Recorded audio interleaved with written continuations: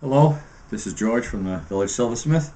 Today we're going to talk about cutting stones, especially the ones that we have here in our store. We do all our own stone cutting, and I'm kind of the man in charge of cutting the stones and picking the material. The most common question that's asked is, how do I know what's inside the stone? Well, the answer is you don't really know what's inside the stone until you take and cut it open and take a look inside.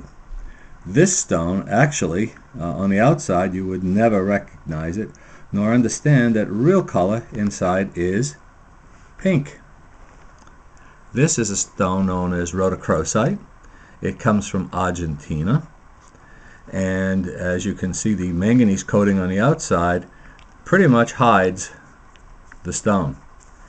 Now this piece that you see here that's coming off, I used a ball peen hammer to give it a little tap along a weak line and see what's inside before I decided which way to cut and how to cut. Here you can see what a lapidary does. We take a piece like this and we have a diamond tipped saw, diamond bladed saw, that will go through and cut the stone open. Sometimes the stones are good, sometimes they're not so good. These all have different patterns. This pattern here, where you see the zigzag lines and stuff, that's known as the bacon rhodochrosite because it looks like a piece of sizzling bacon. Today, the stone I'm going to take from rough to finished is going to be this stone here. It's going to be a rhodochrosite, and as you can see, it just looks like a ordinary black stone. All the stones are different, and it depends on your experience as to what they're going to look like and how they cut. If you've worked with stones for a long time, you start to know them pretty well. Here's an interesting stone here. This is a phenomenal stone, and it's classified that way because it exhibits this interesting color shift known as a sheen, and this would be a sheen obsidian. But if you don't know how to cut the stone properly and in the proper direction, you would just get a plain black stone. These come from the very same stone. Here's a beautiful piece of lapis, and what this is really one thick layer. Lapis forms in layers, and cutting these layers and the thickness of these layers will determine your final stone and the amount of product you get. You lose as much as 75% and as high as 90% in some stones that you cut. Here's another piece of lapis, and you can see the layering effect right there. You see how there's a layer. But you don't often notice the layer because if you look at it from this angle, you don't see any lines. With careful study, however, and a little bit of slicing through the lapis, you can get the plan for the cutting. Here I've cut through a piece of lapis. You can see there's no lines to be seen. What I've done is cut through the lapis, and I started with an aluminum pencil to mark where I'd like to cut. Each one of these lines that you see here represents a layer. It goes all the way through the stone, and in this material it's straight. So when I cut, I'm going to aim for this line, and that will cut the line out, giving me a nice wide piece of material here to cut a stone out of. Then to take the second cut will be here, giving me another wide piece. But you can see the next cut, I'm going to get a very, very thin piece of lapis because we have to account for the width of the saw blade as it goes through here. Then again, we get another wide piece and a thin piece here, and maybe a piece that's unusable here at the end because we have to get all the rough material off. I did a study on the lapis, and even with very, very fine material, I found my loss to be about 60%. Well, welcome to my cutting room, and this is a piece of rough leopard skin jasper from Africa. As you can see, all the stones that we get are in the rough form like this, which means they've just been taken out of the ground. For me, that's important because if someone cuts through this stone, they'll find parts that are better than others. and some that are spectacular.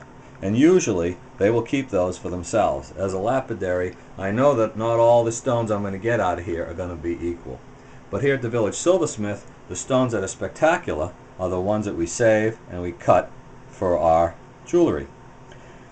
This is my 14-inch saw. This will handle something like this, and it kind of slices it like a loaf of bread.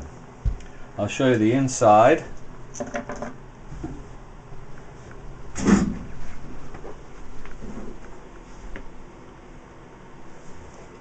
This is a brace stone over here, and right in here, this is in case one of the screws loosen. This will help to prevent it from rocking the stone that's in the vise here. Over here you can see the stone. It's a piece of that black obsidian that we were looking at, and the diamond blade is right here. This is the diamond blade that's going to cut the stone. Obsidian has a hardness of about 5. This blade is meant to cut stones in the hardness range of 8 and 9. So, because it has rough diamonds, a lot of the obsidian that will be cut into sharp shards. On a micro level, what it really is doing is it's hitting this material and ripping it apart. On the grand level, it's going through the material very smooth. The diamonds with a hardness of 10 versus a piece of obsidian with a hardness of 5, the diamond is actually going against something that's soft. 5 is a soft stone for a diamond blade, and it will cut through this pretty easily. If you come over here, you can take a look at the stone itself in the vise. It's this piece of black obsidian here. In this direction we have the sheen that you saw at the beginning, and in this direction we have just the plain black obsidian that I'll use to cut stones. What I'm doing now is squaring off the stone so that I can cut more of the sheen later on. There was a protruding piece here that we didn't need, and I'm going to cut the stone a little bit smaller so later on it will fit in another vise and I'll be able to get a good yield on the stone. When the stone gets smaller, I'll move it to this other machine here.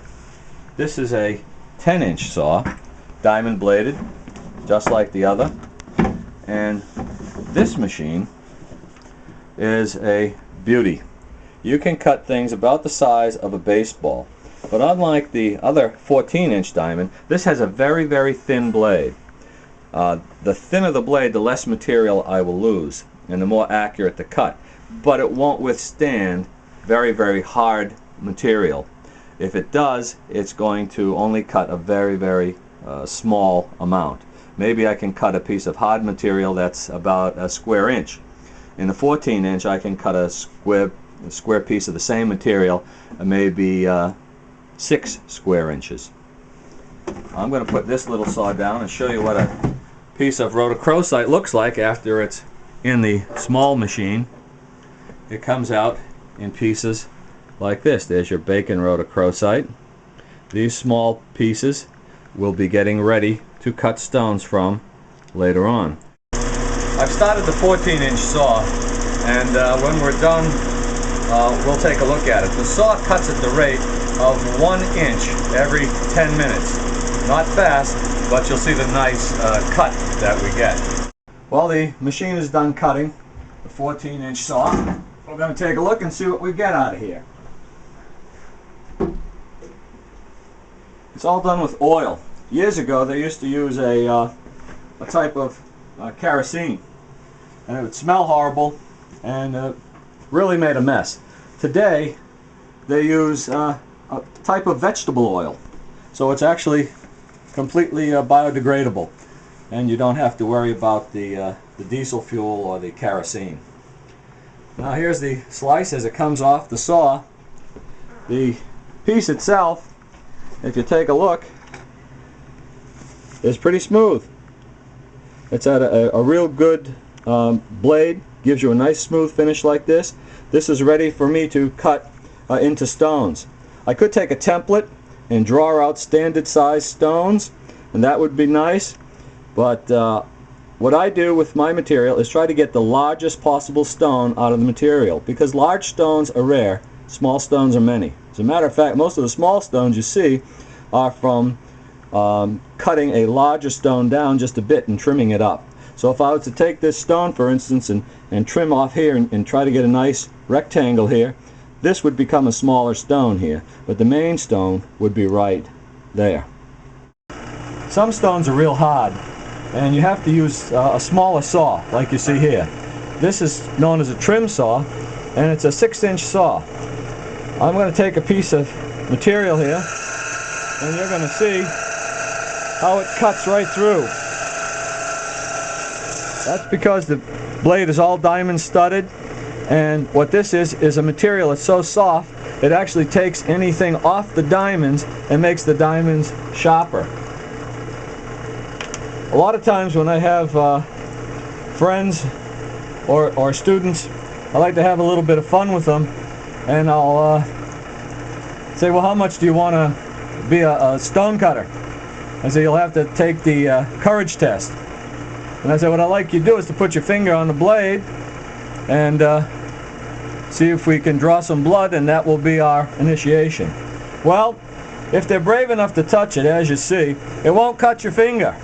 The reason it won't cut your finger is because your finger is too soft for the diamonds. Unless you take your finger and really push it in there, it's a pretty safe machine. Alright, that's my trim saw. On this side, the water supply is up here in this reservoir, and it keeps the blade cool. On this side, I have a polishing pad right here. Polishing pad is dry now. In here is a mixture of cerium oxide and water. And what I do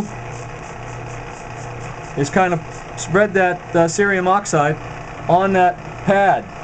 Now I'm using a leather pad, the soft side of the leather rather than the hard side. There's all types of different polishing techniques. There's all types of secrets that people won't tell you. There's some stones you swear you can't get a polish on, and then someone else will say, well, yeah, take a look at this, and they'll show you the same stone polished. It's because they know secrets that they're not sharing.